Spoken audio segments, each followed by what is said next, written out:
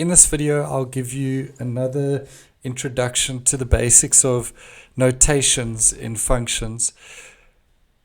If you see fx divided by gx equals 0, the only time that happens is when the top line, the numerator, equals 0. And so when you see this, they're basically just asking you to work out the x-intercepts of the f graph. And so the answer to that would just be x equals -1 or x equals 3.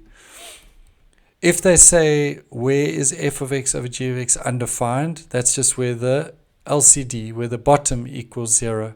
And so, again, it's just where what is the x-intercept? Because it's like letting y equal 0. And so the x-intercept of the g graph, the red graph, would just be 3. If you suddenly see fx over gx equals 1 and you're a little bit panicked, all that's happening is if I times the bottom up, I would end up with fx equals gx. So it's just asking for the point of intersection. And so either I would calculate that, or if this was my graph, where do they intersect? It's there and there. So that would be at 0, 3, or at 3, 0. This is a funky chicken. And so if you have x times fx, which is like y, so where does x times y bigger than 0? We learned in the last video that bigger than 0 just means the same. But instead of being two graphs being in the same place, both above, both below, what it means is where does the x and y have the same sign? Where's x, which quadrant is x and y both positive or both negative? And I call these type of questions the screenshot method, because what you do once you realize it's where you're looking that they've got the same sign, and it's the first and third quadrant, you just take a screenshot looking just in the first quadrant. Where do you see, and it's only got to do with f, there's no g graph happening here at all. So where did we see the f graph existing? It was just there from where x was 0 until x is 3. And so how do we write the answer to this question? It's just from 0 until 3. What does less than 0 mean? It's where they're different, where x and y have different signs, which is in the second and the fourth quadrant. And so, backtracking a split second, I didn't do the last bit here of where it's got the same sign is also in the fourth quadrant. And so where I see the graph in the fourth quadrant would have been there. And that's where x is less than -1.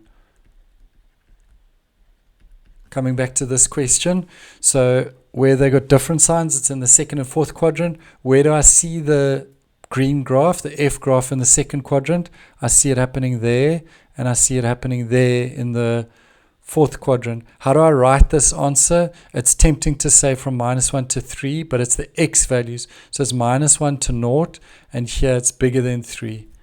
So I'll write my answer for this question. It's from -1 until 0, or it was where x is bigger than 3. So look out for these. Most people won't know what to do with them when they come up in an exam, but you will.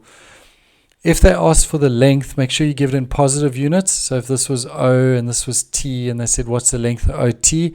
It's again tempting to say it's -1, but you just write 1 unit. You always write it as a positive. This is really, really, really powerful. Probably one of my top 10 tips I could ever give you. If you have a random point, you can sub it in for the equation. And so this comes up quite a bit in calculus. But if I said to you, oh, what's the closest that this point will ever be, point P, to there, to 0, and you were given the equation x squared plus 2, then whenever you get a random point, write x, y, but then you can substitute y for the whole equation because y equals that. And so you could substitute that in there. And so if I ask you, oh, what's the distance of this? Then you can now do distance formula, but you've only got one letter.